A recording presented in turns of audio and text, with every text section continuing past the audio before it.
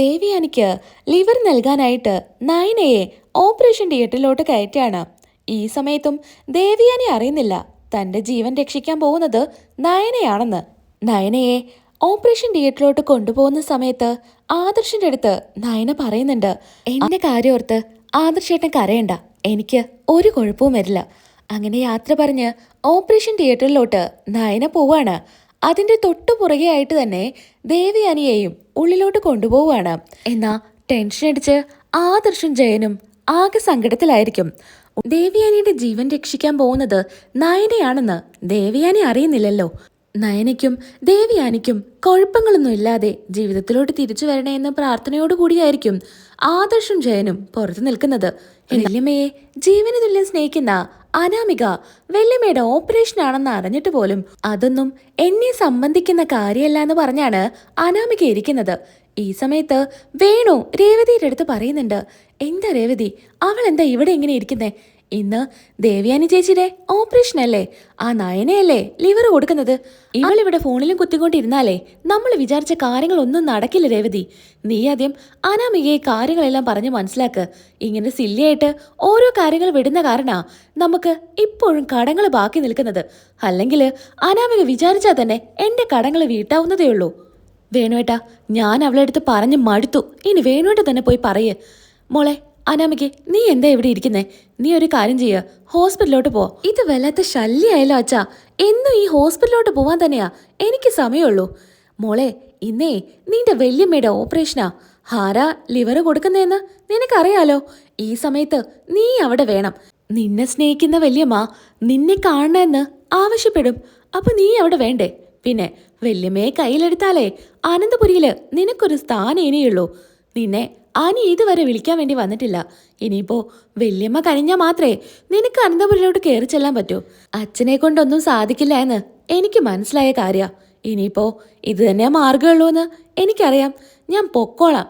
ഇനി എന്തായാലും ഞങ്ങൾ കൂടെ വരാം എന്നും പറഞ്ഞ് വേണുവും രേവതിയും അനാമികയുടെ കൂടെ പോവാണ്. നയനയുടെ അച്ഛനും അമ്മയും നന്ദുവും ഒക്കെ അവിടെ ഉണ്ടായിരിക്കും. കൂടെ അനി കൂടെ കാണും. നന്ദുവിനെയും അനിയെയും ഒരുമിച്ച് കണ്ടാ പിന്നെ അനാമികയ്ക്ക് ഒരു തരം ഭ്രാന്ത. അനാമിക വരുന്ന സമയത്ത് ഇവര് തമ്മിൽ സംസാരിച്ചുകൊണ്ട് നിൽക്കുമായിരിക്കും.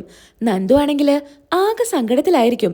നന്ദു മാത്രല്ല, അച്ഛനും അമ്മയും ഒക്കെ നയനയുടെ കാര്യവും ദേവയാനിയുടെ കാര്യമൊക്കെ ഓർത്ത് ഒരുപാട് സങ്കടത്തിലായിരിക്കും. നന്ദുവിനെ ആശ്വസിപ്പിക്കാനായിട്ട് അനി ചെല്ലുന്നുണ്ട്. നന്ദു, നീ എന്തിനാ ഇങ്ങനെ സങ്കടപ്പെടുന്നത്? ചേച്ചിക്ക് ഒന്നും സംഭവിക്കില്ല. നീയല്ലേ എല്ലാവരെയും പറഞ്ഞ് സമാധാനിപ്പിക്കേണ്ടത്. നീ തന്നെ ഇങ്ങനെ കരഞ്ഞാലോ? നീ അമ്മയെയും അച്ഛനെയൊക്കെ പറഞ്ഞ് സമാധാനിപ്പിക്ക്. എന്നാ അനിയുമായിട്ട് ചേർന്ന് നിന്ന് സംസാരിക്കുന്ന നന്ദുവിനെ കാണുമ്പോൾ അനാമികയ്ക്ക് ദേഷ്യം വരെയാണ്. അങ്ങനെ അച്ഛൻ്റെ അടുത്തും അമ്മയുടെ അടുത്തും പറയുന്നുണ്ട്. രണ്ടാളും നിൽക്കുന്ന കണ്ടില്ലേ? രണ്ടാളും കണ്ണ് നിറച്ച് കാണ്. അച്ഛൻ്റെ അടുത്ത് ഞാൻ എത്ര തവണ പറഞ്ഞു അവളെ ഇല്ലാതാക്കണമെന്ന്. എന്നിട്ട് അച്ഛനെ കൊണ്ട് അവളുടെ ദേഹത്തൊന്ന് തൊടാൻ പറ്റിയോ? കുറെ ഗുണ്ടകളെ പറഞ്ഞു വിട്ടു. എന്നിട്ടെന്താ കാര്യം ഉണ്ടായത്? മോളെ, അച്ഛൻ കൂടെയുണ്ട്. അച്ഛൻ തരുന്ന വാക്കാ. ഇവളുടെ കാര്യത്തില് ഞാനൊരു തീരുമാനം എടുത്തിട്ടുണ്ട്. അത് നടന്നാ പിന്നെ ഇവളുടെ ശല്യം നിനക്കുണ്ടായിരിക്കില്ല. ഇതും പറഞ്ഞുകൊണ്ട് അനാമിക അങ്ങോട്ട് ചെല്ലാണ്. നേരെ ചെല്ലുന്നത് അനിയുടെ അടുത്തോട്ടാ. എടാ, നിന്റെ വല്യമ്മയാ ഉള്ളിൽ ഓപ്പറേഷനായിട്ട് കിടക്കുന്നത്. എന്നിട്ട് നീ ഇവിടെ പുറത്ത് ശൃംഗരിക്കുകയാണോ? അനാമികെ, നീ എന്തൊക്കെയാ പറയുന്നേ? ഇതേ ഹോസ്പിറ്റലാ. സാഹചര്യം മനസ്സിലാക്കി നീ സംസാരിക്ക്. ഞാനിവിടെ ശൃംഗരിക്കുകയാണത്രേ. ഇവരുടെ ഒന്നും മാനസികാവസ്ഥ നിനക്ക് പറഞ്ഞാൽ മനസ്സിലാവില്ല. അതുകൊണ്ടാ നീ ഇങ്ങനെയൊക്കെ സംസാരിക്കുന്നത്. ഇവളെന്റെ ബെസ്റ്റ് ഫ്രണ്ടാ. ഇവളെ എനിക്ക് ആശ്വസിപ്പിക്കാം. അതിന് നീ വേറെ കണ്ണോണ്ടൊന്നും കാണണ്ട. തൊട്ടും പിടിച്ചാണോ നീ ആശ്വസിപ്പിക്കുന്നത്? മതി നിന്റെ ആശ്വസിപ്പിക്കല്. നീ ഇങ്ങ് പോരെ. ഇത് കേട്ട് ആദർശ് വരുന്നുണ്ട്. അനി, നിങ്ങൾ വീട്ടിലോ ബഹളം വെച്ചിട്ടാ ഇനിയിപ്പോ ഇവിടെ വന്നിട്ട് നിങ്ങൾ വഴക്കിടാണോ? എന്റെ ഏട്ടാ, ഞാനൊന്നും പറഞ്ഞിട്ടില്ല. ഇവളാ വന്ന് എന്നെ അതും ഇതൊക്കെ പറയുന്നത്. ആദർശേട്ടൻ ഇതിൽ ഇടപെടണ്ട. ഇത് ഞാനും അനിയും തമ്മിലുള്ള പ്രശ്ന. ഇതിൻ്റെ ഇടയിൽ ആദർശേട്ടൻ കയറണ്ട. നിങ്ങൾ എന്തോ ചെയ്തോ. എന്നാ ഈ സാഹചര്യത്തില് നിങ്ങൾ ഇവിടെ നിന്ന് വഴക്കിടരുത്. അങ്ങനെ നിർബന്ധാണെങ്കിൽ രണ്ടുപേരും പുറത്തോട്ട് പോക്കോ. ഇവിടെ പ്രാർത്ഥിക്കേണ്ട സമയാ. ഉള്ളിലോട്ട് കയറ്റിയിരിക്കുന്ന രണ്ടുപേരുടെ ജീവന് വേണ്ടി പ്രാർത്ഥിക്കേണ്ട സമയം. ഈ സമയത്ത് പരസ്പരം വഴക്കിടയല്ല വേണ്ടത്. നീ അങ്ങനെ വേണുവിന്റെ അടുത്തും രേവതിയുടെ അടുത്തും ചെന്ന് പറയുന്നുണ്ട്, ഞാൻ നിങ്ങളുടെ കാല് പിടിക്കാം, ഒന്ന് നിങ്ങളുടെ മകളെ ഇവിടുന്ന് കൊണ്ടുപോവോ? അങ്ങനെ വേണു അനാമികയെ വിളിക്കുന്നുണ്ട്. വാ, നിന്റെ അടുത്ത് എനിക്കൊരു കാര്യം പറയാനുണ്ട്. അങ്ങനെ നേരെ അനാമികയെ വിളിച്ചു കൊണ്ടുപോവാണ്. എന്താ നീ കാണിക്കുന്നേ? നിനക്കെന്താ വിവരമില്ലേ? ഈ സമയത്താണോ ഇങ്ങനെയൊക്കെ പ്രതികരിക്കുന്നത്? അച്ഛാ, എനിക്ക് കണ്ടു നിന്നിട്ട് സഹിക്കാൻ പറ്റുന്നില്ല, അതുകൊണ്ട് പ്രതികരിച്ചതാ. പ്രതികരിക്കണ്ട എന്നല്ല അച്ഛൻ പറയുന്നത്. ഈ സാഹചര്യത്തില് ഇങ്ങനെയല്ല ചെയ്യേണ്ടത്. അഭിനയിക്കണം. എന്തഭിനയിക്കാൻ? സങ്കടം അഭിനയിക്കണം. കുറച്ച് കരയൊക്കെ ചെയ്യാം. എന്നാലേ എല്ലാവർക്കും നിന്നോടിത്തിരി ഇഷ്ടമൊക്കെ തോന്നുള്ളൂ. ഞാൻ ഇനി തല കുത്തി നിന്ന് അഭിനയിച്ചിട്ടും ഒരു കാര്യമില്ല. ഇവരൊക്കെ നയനയെ പൂജിക്കുന്നവരാ. അതുകൊണ്ടേ എന്നെ ആരുടെ കണ്ണിലും കാണില്ല. അച്ഛനും അമ്മയ്ക്കും ഇത്ര നിർബന്ധമാണെങ്കില് നിങ്ങൾ രണ്ടുപേരും ഇവിടെ ഇരുന്ന് കരയേ. ഞാനെന്തായാലും പോവാണെന്നും പറഞ്ഞ് അവിടെ തെങ്ങ് മാറി നിൽക്കാണ് അനാമിക. നയനയ്ക്ക് അനസ്തേഷ്യ കൊടുക്കാണ്. അതുപോലെ തന്നെ ദേവയാനിക്കും. അങ്ങനെ ദേവയാനിയുടെ ജീവൻ രക്ഷിക്കാൻ നയന ലിവർ കൊടുത്തിരിക്കുകയാണ്. നയനയുടെ ലിവർ ദേവയാനിക്ക് മാറ്റി വെക്കുകയാണ്. അങ്ങനെ ഓപ്പറേഷൻ സക്സസ് ആവുകയാണ്. ഈ സമയത്ത് പുറത്തു വന്ന് ആദർശിന്റെ അടുത്തും ജയന്റെ അടുത്തൊക്കെ കാര്യങ്ങൾ പറയാണ്. എല്ലാം നമ്മൾ വിചാരിച്ച പോലെ തന്നെ നല്ല രീതിയിൽ നടന്നിരിക്കുക. ദേവയാനിക്ക് നയനയുടെ ലിവർ മാറ്റിവെച്ചു. ഇനി വേറെ പ്രശ്നങ്ങളൊന്നുമില്ല. രണ്ടുപേരും നല്ല മയക്കത്തിലാ. ഇനി ബോധം വന്നു കഴിഞ്ഞ് ബാക്കി കാര്യങ്ങളെല്ലാം പറയാം എന്ന് ഡോക്ടർ പറഞ്ഞ് ഉള്ളിലോട്ട് പോവാണ്. ആദർശിനും ജയനും ഒരുപാട് സന്തോഷാവുന്നുണ്ട്. മോനെ ആദർശേ, നിനക്കിപ്പോ സമാധാനായില്ലേ? നയനമോൾക്ക് ഒരു കുഴപ്പമില്ലാന്ന് ഡോക്ടർ പറഞ്ഞില്ലേ? നയനമോൾക്ക് മാത്രമല്ല, അമ്മയ്ക്കും ഒരു കുഴപ്പമില്ല, സമാധാനായില്ലേ എന്നൊക്കെ പറഞ്ഞ് രണ്ടുപേരും സന്തോഷങ്ങളൊക്കെ പറയാണ്. അങ്ങനെ മുത്തശ്ശനും മുത്തശ്ശിക്കും കാര്യങ്ങളെല്ലാം വിളിച്ചു പറയാണ് ജയൻ. ഇത് കേൾക്കുമ്പോൾ മുത്തശ്ശനും ഒരുപാട് സന്തോഷാവുന്നുണ്ട്. അങ്ങനെ ദേവയാനിക്ക് ബോധം വരികയാണ്. ദേവയാനിയും നയനയും അടുത്തടുത്ത ബെഡിലായിരിക്കും കിടക്കുന്നുണ്ടായിരിക്കാം. ആദ്യം ബോധം വരുന്നത് ദേവയാനിക്കായിരിക്കും. അങ്ങനെ ഡോക്ടറൊക്കെ വരുന്നുണ്ട്. ദേവയാനി, നിങ്ങളുടെ എല്ലാ പ്രശ്നങ്ങളും ഇതോടെ തീർന്നു. ഇത് പുതിയൊരു ജീവിതാ. ആ ജീവിതം തന്ന പെൺകുട്ടിയോട് നിങ്ങൾ നന്ദി പറയണം.